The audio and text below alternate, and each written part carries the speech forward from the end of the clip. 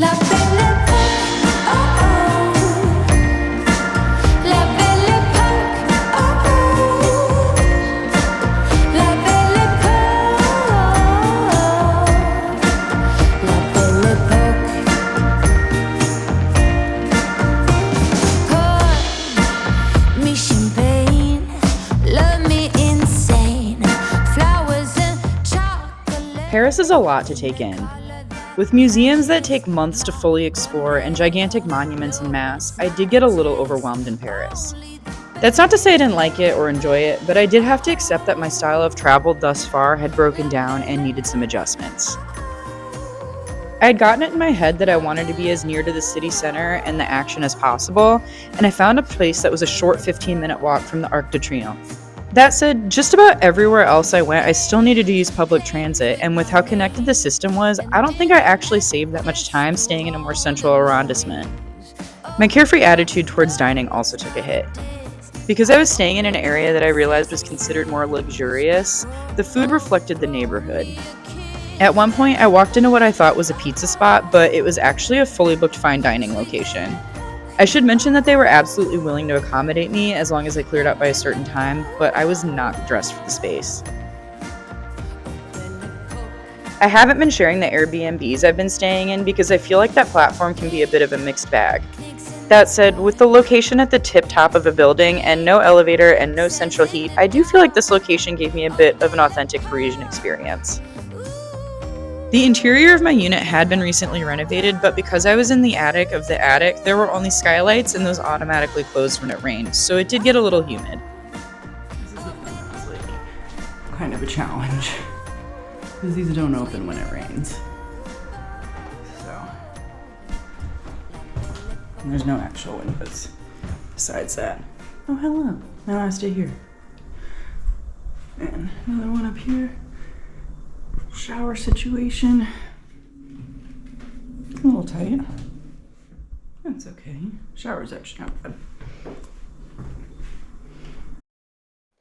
My host shared that before converting this space to a short-term rental, he lived there with his wife and newborn for several years.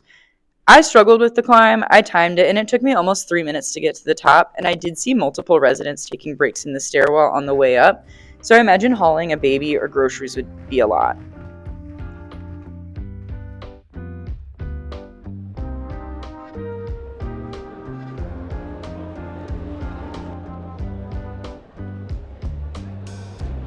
The Louvre is absolutely so much more than the Mona Lisa, and I get it. To Da Vinci, this piece was a cash grab and not worth writing about.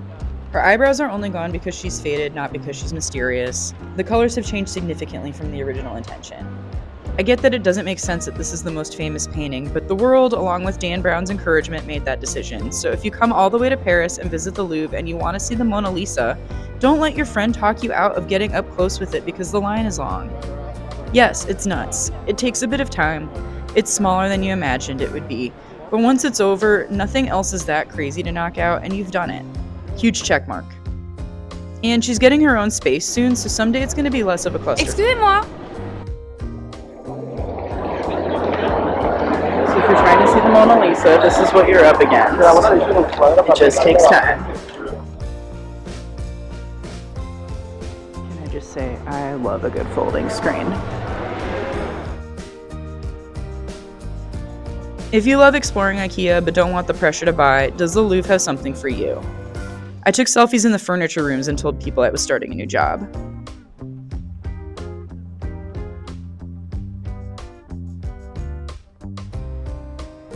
It's important to look up. The ceilings were sometimes even more impressive than what was on the walls.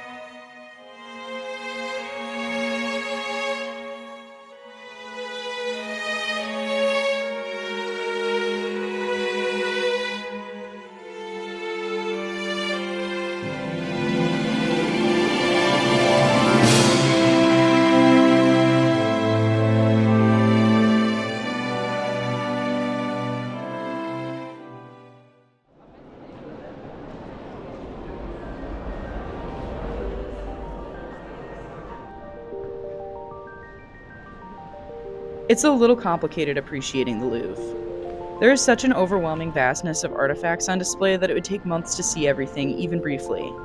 But there's also questions that linger, like, why is an entire Egyptian tomb assembled in the basement? The uncomfortable answers tend to lie in colonial plunder. I'm not going to pretend I didn't have a good time. I love museums, and as far as museums go, there's no doubting the Louvre's greatness. I spent every moment in awe. But I also think it's important to ask yourself while we appreciate, should this be here, in France? And they really did not care if it was nailed down or not. They took it anyway. They took the walls, they even took the ceiling. They took the ceiling. Notre Dame requires its own special kind of patient pants, but it's worth it. Visiting is free and worth navigating the crazy lines. When I arrived, the queue had long spilled over, and it took a special kind of focus to both find the end and stay in line once I had. This queue has been a nightmare. You're never quite sure if you're in it or not. Once you make it to the roped area, things are a lot easier, but if you pause to take pictures, do know that people will not wait for you and they will go around. There is a way to try and get a timed entry slot, but it unfortunately did not work out for me when I tried. I would encourage it though. If you're able to do it, it's well worth it. That said, if anyone is charging you money to see Notre Dame, it's probably a scam.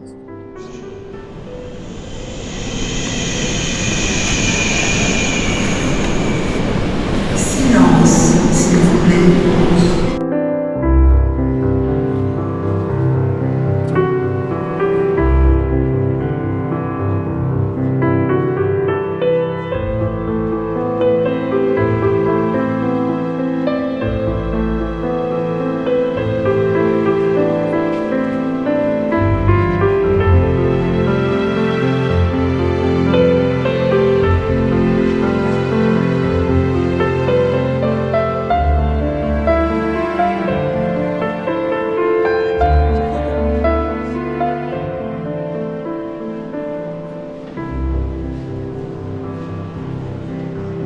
A lot of folks associate pickpockets with Paris, and while I didn't personally have any related experience, I did come across a ton of online scams from monument tours. Triple check your URL and make sure that you're absolutely on the official page before you purchase any tickets. I made sure to click the link that's associated with the Google Maps location when I bought tickets, but even that isn't perfect.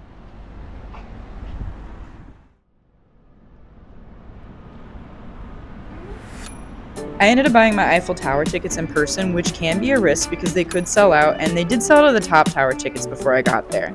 But I also knew it was legit.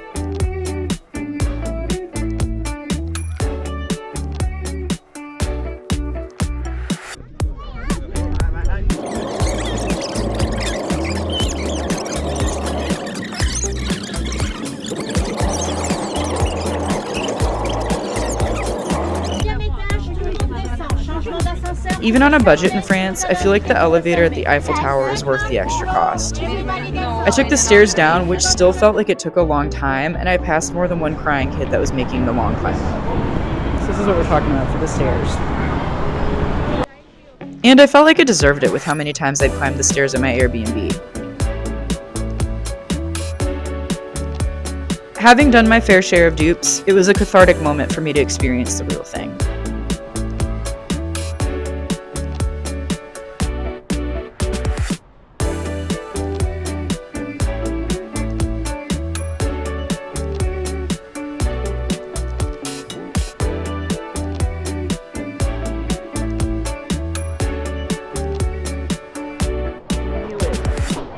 I knew that it was red originally.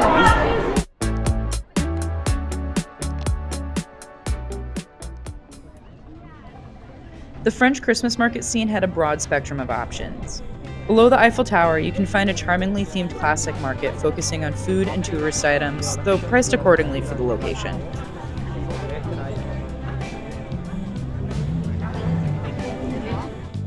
Notre Dame also had their own market.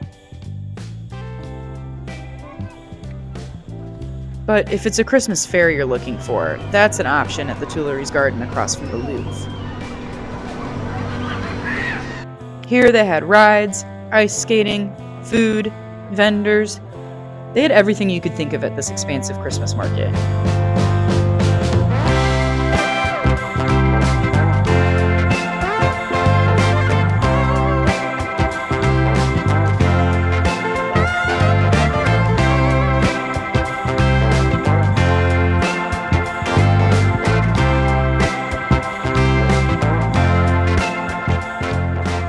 If you're like me and prefer something more local and quieter, you'll appreciate the market at Montmartre. Alright, the last market. This one for real.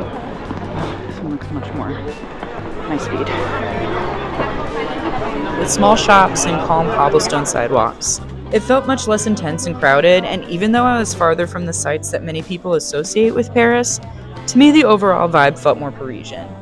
There were absolutely positives to staying in a central location, but after a walkthrough, I knew where I would be staying during future visits.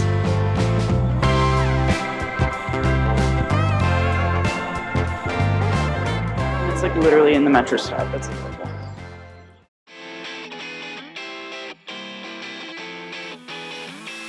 And before I knew it, my time in Paris and Europe was over. But there was one last adventure I haven't shared yet. Join me one more time as I continue my solo trip across Europe. And like and subscribe or something.